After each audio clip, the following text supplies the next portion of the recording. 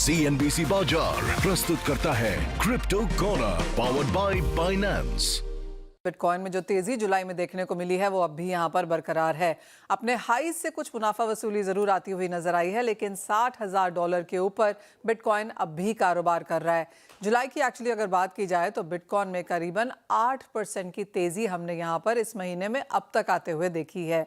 US के कमजोर job data के बाद बाजार का सेंटिमेंट थोड़ा सा यहां पर पॉजिटिव होता हुआ नजर आया है। और अगर पिछले एक हफ्ते की बात की जाए तो ये गेन्स हमने यहां पर क्रिप्टो करेंसीज में आते हुए देखे हैं।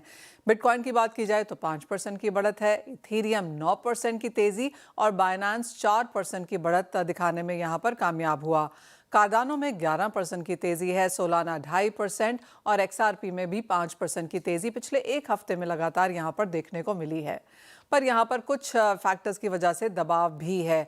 जिस तरह से ईरान पर यूएस के जवाबी हमले के बाद यहां पर हमने जुलाई के हाई से यहां पर क्रिप्टो करेंसी को नीचे आता हुआ देखा है। साथ ही साथ अगर स्ट्रेट ऑफ हॉर्मुज की बात की जाए तो उसके आसपास के 3 तेल के टैंकर्स पर ईरान की तरफ से हमला होता हुआ नजर आया है, जिसकी वजह से यहां पर पॉलिटिकल टेंशंस बढ़ती हुई नजर आई हैं।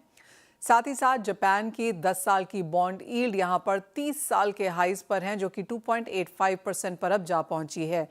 इसके अलावा एक और फैक्टर जिसकी वजह से दबाव आता हुआ नजर आया है वो है माइक्रो स्ट्रैटेजी की तरफ से बिटकॉइन की बिक्री की रफ्तार यहां पर बढ़ी है और वो 21.6 करोड़ डॉलर्स यहां पर हमने यहां पर इसकी वजह से बनते हुए देखे हैं। क्रिप्टो करेंसीज में यहां पर बढ़त के भी काफी उम्मीद है। कंपनीज अपने निवेश को बिटकॉइन में डाइवर्सिफाई भी कर रही हैं।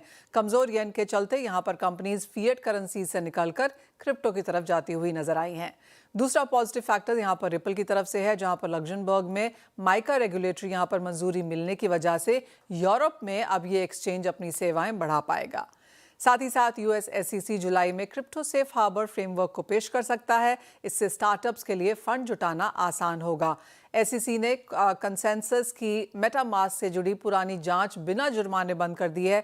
इसको भी बाजार पॉजिटिव देखते हैं। And then crypto exchange Kraken Europe में बैंकिंग लाइसेंस लेने की कोशिश कर रहा है।